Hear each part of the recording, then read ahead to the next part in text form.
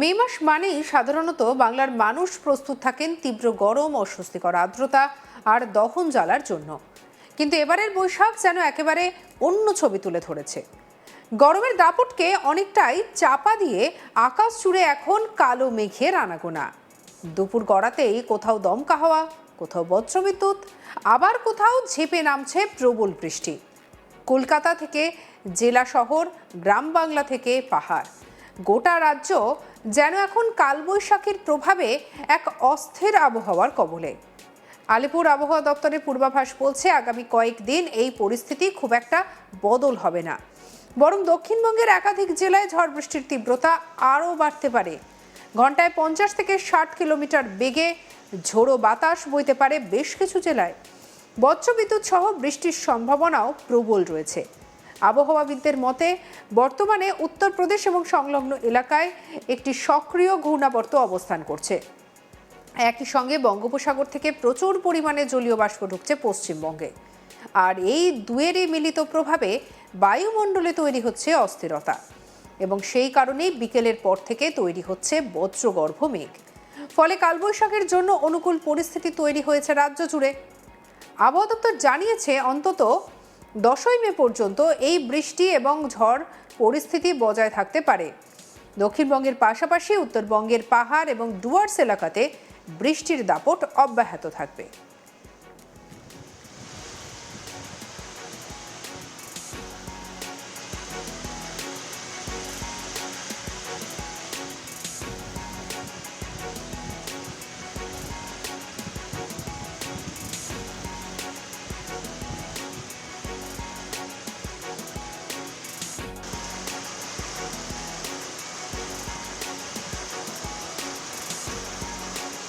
রাজধানী কলকাতায় আকাশ মূলত মেঘলা থাকবে। রাতের দিকে বজ্রবিদ্যুৎ সহ হালকা থেকে মাঝারি বৃষ্টি হতে পারে। সঙ্গে ঘন্টায় 40 থেকে 50 কিলোমিটার বেগে দমকা ঝোড়ো বাতাসও বইতে পারে। দিনের সর্বোচ্চ তাপমাত্রা 34 ডিগ্রি সেলসিয়াসের আশেপাশে থাকলেও বৃষ্টির কারণে গরমের অস্বস্তি কিছুটা কমবে। তবে বাতাসে আর্দ্রতার পরিমাণ বেশি থাকায় ভ্যাপসা ভাব বজায় থাকবে। হাওড়াতেও কলকাতার মতোই আবহাওয়া থাকবে অস্থির। সকালে তুলনামূলক পরিষ্কার থাকলেও দুপুরের পর মেঘ জমতে শুরু করবে। বজ্রবিদ্যুৎ সহ বৃষ্টির সম্ভাবনা রয়েছে। ঝোড়ো হাওয়ার জেরে কিছু এলাকায় গাছ ভেঙে পড়া বা বিদ্যুৎ বিভ্রাটের আশঙ্কাও উড়িয়ে দেওয়া যাচ্ছে না। হুগলিতে কালবৈশাখীর প্রভাব তুলনামূলক বেশি হতে পারে। বিকেলের পর দমকা হাওয়ার সঙ্গে মাঝারি থেকে ভারী বৃষ্টি হতে পারে। চাষের জমিতে জল জমার আশঙ্কা রয়েছে। কৃষকদের সতর্ক থাকার পরামর্শ দেওয়া হয়েছে।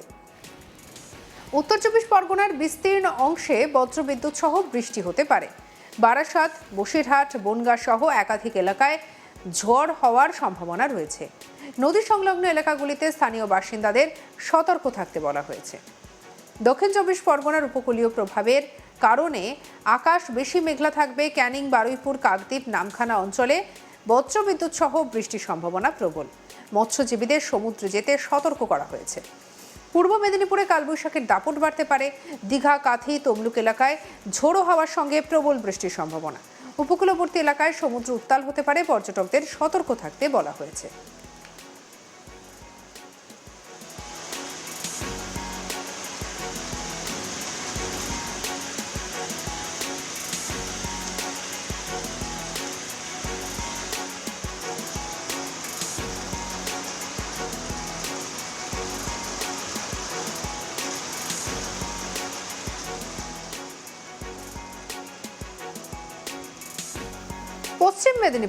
পশ্চিম মেদিনীপুর জেলায় জারি হয়েছে কমলা সতর্কতা। ঘন্টায় 50 থেকে 60 কিলোমিটার বেগে ঝড় বইতে পারে।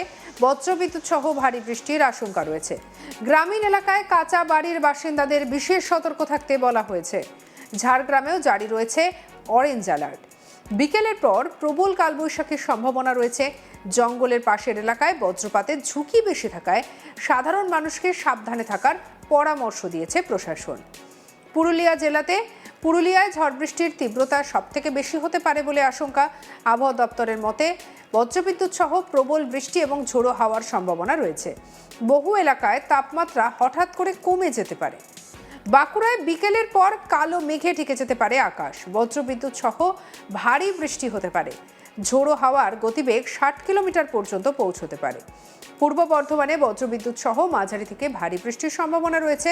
কালবৈশাখীর জেরে বিস্তীর্ণ এলাকায় বিদ্যুৎ পরিষেবা ব্যাহত হওয়ার আশঙ্কা। কৃষি জমিতে ফসলের ক্ষতির সম্ভাবনাও থাকছে। পশ্চিম বর্ধমানেও জারি রয়েছে কমলা সতর্কতা। আসানসোল দুর্গাপুর এলাকায় বিকেলের পর প্রবল ঝড় বৃষ্টির সম্ভাবনা রয়েছে। শিল্পাঞ্চলে ঝোড়ো হাওয়ার প্রভাব পড়তে পারে। বীরভূমে শনিবারের তুলনায় রবিবার বৃষ্টির তীব্রতা আরও বাড়তে পারে।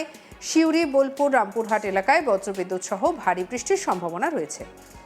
মুর্শিদাবাদ জেলায় দফায় দফায় বৃষ্টি হতে পারে, বিশেষ করে বিকেল এবং সন্ধ্যের দিকে ঝড় বৃষ্টির সম্ভাবনা বেশি। নদী তীরবর্তী এলাকায় বজ্রপাতের ঝুঁকি থাকায় সতর্কতা জারি করা হয়েছে।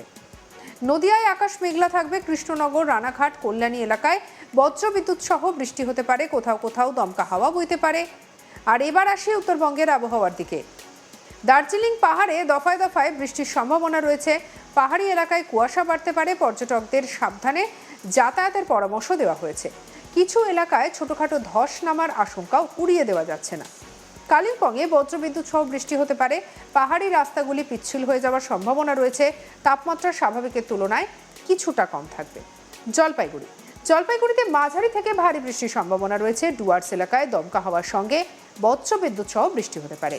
চা বাগান এলাকাগুলিতে কাজের সময় সতর্ক থাকার পরামর্শ দেওয়া হয়েছে। আলিপুরদুয়ারে বজ্রবিদ্যুৎ সহ ভারী বৃষ্টির পূর্বাভাস রয়েছে। বনাঞ্চল সংলগ্ন এলাকায় ঝোড়ো হাওয়ার দাপট বেশি থাকতে পারে। নদীগুলির জলস্তরও কিছুটা বাড়তে পারে। কোচবিহারে দিনভর আকাশ মেঘলা থাকবে। বিকেলের পর বৃষ্টি বাড়তে পারে। বজ্রপাতের সম্ভাবনা থাকায় খোলা মাঠে কাজ করার পরামর্শ দেওয়া হয়েছে।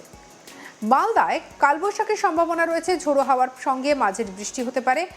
আম চাষিদের জন্য এই আবহাওয়া উদ্বেগের কারণ হয়ে উঠতে পারে, কারণ ঝড়ে কাঁচা আম পড়ে যাওয়ার সম্ভাবনা রয়েছে। উত্তর দিনাজপুরে দফায় দফায় বৃষ্টি হতে পারে। রায়গঞ্জ এবং ইসলামপুর এলাকায় বজ্রবিদ্যুৎ সহ বৃষ্টির সম্ভাবনা রয়েছে।